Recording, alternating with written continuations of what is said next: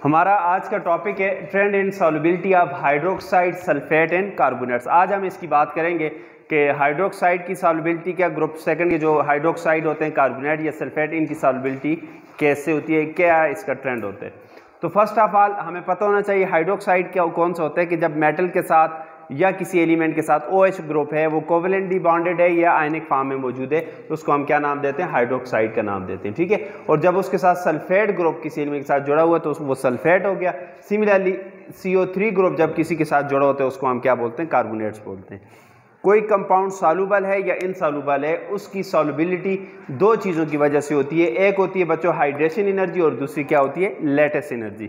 तो इनकी one by one बात करते हैं। हाइड्रेशन एनर्जी क्या होती है, तो हाइड्रेशन एनर्जी क्या होती है, मैंने कहा आपको वैसे सिंपल समझाऊं, कोई आयंस है, पॉजिटिव है या नेगेटिव, उसके गिर्द जब वाटर मॉलिक्यूल्स क्या होते हैं, सराउंड कर जाते हैं, उसके गिर्द जमा होते हैं, उसके साथ इंटरेक्शन करते हैं, तो उस दौरान जो एनर्जी रिलीज होती है उसको हम क्या बोलते हैं, हाइड्रेशन एनर्जी।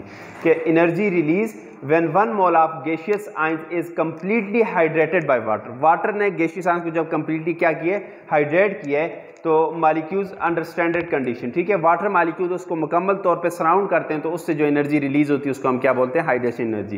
कि ये आपके पास सोडियम एक आयन मैंने बनाया, साइडों पे मैंने वाटर मॉलिक्यूल्स बनाए, ये पॉजिटिव है तो वाटर का जो नेगेटिव पोल है इसके साथ क्या करते हैं, इंटरेक्शन करते हैं, और हमारे पास यहाँ पे क्या करते हैं, कुछ एनर्जी इस हाइड्रेशन की वजह से कुछ एनर्जी रिलीज होती है जिसको हम क्या बोलते हैं, हाइड्रेशन एनर्जी। एक बात याद रखनी है कि हाइड्रेशन एनर्जी जो है, अगर स्मॉल साइज का कैटायन है तो वो ज़्यादा हाइड्रेटेड होगा लार्ज साइज के कैटायन से। एक बड़ा कैटायन एक छोटा है, छोटे की हाइड्रेशन ज़्यादा होगी बड़े के मुकाबले में, ठीक है, और जितनी ज़्यादा हाइड्रेशन होगी इतनी ज़्यादा आपके पास क्या होगी, हाइड्रेशन एनर्जी भी होगी। सिमिलरली बात करते हैं, दूसरा जो फैक्टर होता है वो आपके पास होता है लैटिस एनर्जी। लैटिस एनर्जी क्या होती है कि आपके पास जब गैसियस आयंस आपस में कंबाइन होकर 1 मोल आपके पास कोई कंपाउंड बनाते हैं, उस टाइम जो एनर्जी रिलीज होती है उसको लैटिस एनर्जी बोलते हैं। ठीक है, या हम ये कह सकते हैं कि 1 मोल ऑफ हमारे पास एक कंपाउंड है, उसको कितनी एनर्जी दें कि वो ब्रेक होकर गैसियस आयंस में कन्वर्ट हो जाए, उसको हम लैटिस एनर्जी बोलते हैं। कि energy release when 1 mole of compound is form from its constitute gaseous ion under standard condition. के सोडियम आयन है गैसियस स्टेट में, क्लोराइड आयन गैसियस स्टेट में, जब ये दोनों कंबाइन होते हैं तो सोडियम क्लोराइड 1 मोल कंपाउंड बनता है और साथ कुछ एनर्जी रिलीज होती है, इस एनर्जी को हम क्या बोलते हैं, लैटिस एनर्जी। और लैटिस एनर्जी किस पे डिपेंड करती है, ये डायरेक्टली प्रोपोर्शन होती है चार्ज के, जितना चार्ज ज्यादा इतनी लैटिस एनर्जी ज्यादा, और इसी तरह इन्वर्सली प्रोपोर्शन होते हैं साइज के, कि जितना आपके पास साइज ज्यादा इतनी आपके पास लैटिस एनर्जी क्या हो जाएगी, कम हो जाएगी। जितना साइज कम लैटिस एनर्जी ज्यादा, जितना साइज ज्यादा लैटिस एनर्जी कम। ठीक है। अब सॉल्युबिलिटी बच्चों, हम चंद एक टर्म्स आपने याद करनी है, फिर इस बेस पे हम आगे एक्सप्लेन करते हैं कि हाइड्रेशन एनर्जी जितनी ज्यादा होगी सॉल्युबिलिटी भी उसके क्या होगी, डायरेक्टली प्रोपोर्शन। हाइड्रेशन एनर्जी ज्यादा, सॉल्युबिलिटी ज्यादा, हाइड्रेशन एनर्जी कम, सॉल्युबिलिटी भी कम। इसी तरह लैटिस एनर्जी का अगर हम रिलेशन बनाएं तो lattice energy is inversely proportion to solubility.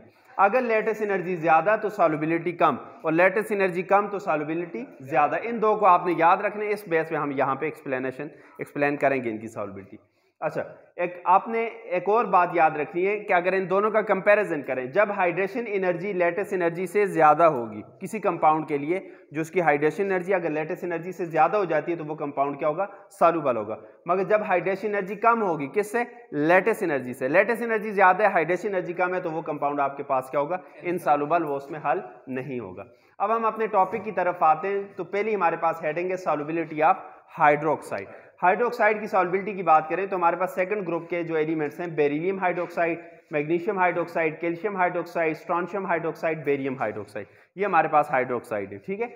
अब बेरिलियम हाइड्रोक्साइड जो है वो इनसॉल्युबल होते हैं, मैग्नीशियम हाइड्रोक्साइड बहुत कम सॉल्युबल, फिर इसी तरह कैल्शियम हाइड्रोक्साइड पार्शियली सॉल्युबल, और नीचे आपके पास सॉल्युबिलिटी ज्यादा हो जाती है। कहने का मकसद ये है कि when we move from top to bottom the solubility of hydroxide of group 2 elements increases. जब टॉप टू बॉटम ऊपर से नीचे आते हैं तो सेकंड ग्रुप के जो हाइड्रोक्साइड है इनकी सॉल्युबिलिटी क्या होती है, ज्यादा होती है। इसका रीजन क्या है, देखें, जब ऊपर से हम नीचे आते हैं तो साइज ऑफ कैटाइन जो है, कैटाइन का जो साइज है, बेरिलियम मैग्नीशियम कैल्शियम, इनका साइज क्या होता है, इंक्रीज होता है। अगर साइज हमारे पास ज्यादा होगा, इंक्रीज होगा, ये रिलेशन देखें, साइज ज्यादा है तो लैटिस एनर्जी क्या होगी, कम होगी।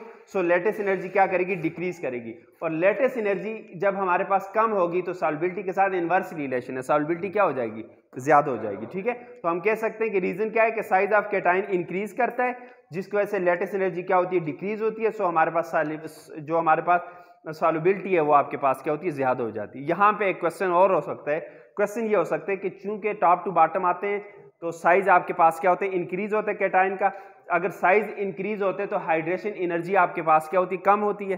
ठीक है, हाइड्रेशन एनर्जी कम होती है, सॉल्युबिलिटी भी कम होनी चाहिए। ऐसा क्यों नहीं होता? तो याद रखें हमारे पास इस हाइड्रोक्साइड के केस में जो लेटेस्ट एनर्जी वाला फैक्टर है वो आपके पास क्या है, डोमिनेटिंग फैक्टर है। ठीक है, कि लेटेस्ट एनर्जी हमारे पास डिसाइड करेगा कि सॉल्युबिलिटी है या नहीं, ये डोमिनेटिंग फैक्टर है जी। ठीक है, नेक्स्ट चलते हैं बच्चों, हमारे पास सेकंड है सॉल्युबिलिटी ऑफ सल्फेट। सल्फेट क्या होते हैं, beryllium sulphate, magnesium sulphate, calcium sulphate, strontium sulphate और बेरियम सल्फेट। ऊपर वाले सल्फेट सॉल्युबल, नीचे वाले क्या होते हैं, लीस्ट सॉल्युबल। मसलन हम कह सकते हैं कि ऊपर टॉप टू बॉटम आए सॉल्युबिलिटी क्या होगी, डिक्रीज। हाइड्रोक्साइड की इंक्रीज हुई है, इनकी क्या होगी, डिक्रीज होगी।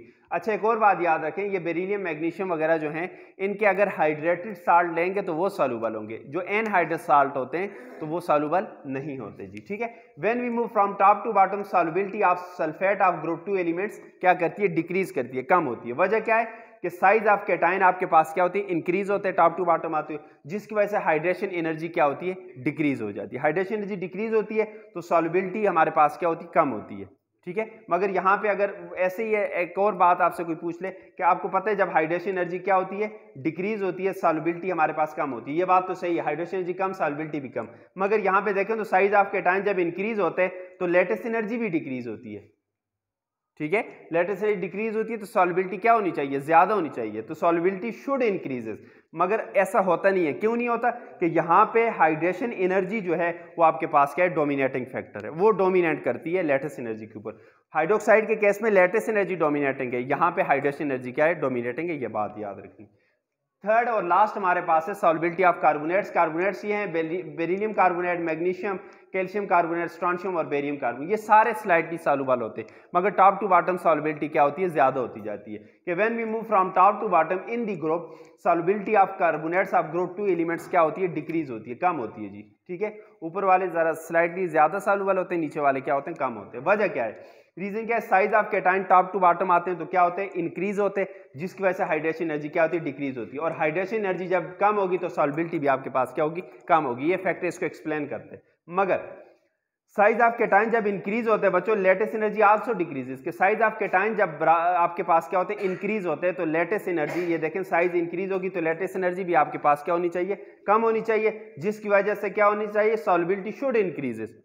तो सॉल्युबिलिटी इसके अकॉर्डिंग तो ज्यादा होनी चाहिए हाइड्रेशन एनर्जी, बट यहाँ पे हम अगर देखें तो यहाँ पे लेटेस्ट एनर्जी वाला फैक्टर डोमिनेट नहीं है, बल्कि हाइड्रेशन एनर्जी वाला फैक्टर क्या है, डोमिनेटिंग है। इस वजह से हाइड्रेशन एनर्जी वाला जो फैक्टर है ये डिसाइड करेगा कि हमारे पास सॉल्युबिलिटी ज्यादा होगी या कम होगी। तो याद रखें, हाइड्रोक्साइड, कार्बोनेट और सल्फेट तीनों की अगर समरी की हम बात करें तो हाइड्रोक्साइड के केस में टॉप टू बॉटम आते हैं तो हमारे पास सॉल्युबिलिटी क्या होती है, इंक्रीज होती है, ज्यादा होती है। ठीक है, और कार्बोनेट और सल्फेट के केस में सॉल्युबिलिटी टॉप टू बॉटम आने से कम होती है। रीजन आपने ये याद रखने कि इस केस में जो आपके पास हाइड्रोक्साइड का केस है उसमें लेटेस्ट एनर्जी वाला फैक्टर जो है वो आपके पास क्या है, डोमिनेटिंग है, और इन दोनों के अंदर हाइड्रेशन एनर्जी क्या होती है, डोमिनेटिंग होती है। और ये रिलेशन आपने याद रखने, इससे सॉल्युबिलिटी आप डिटरमाइन कर सकते हो। Thank you so much.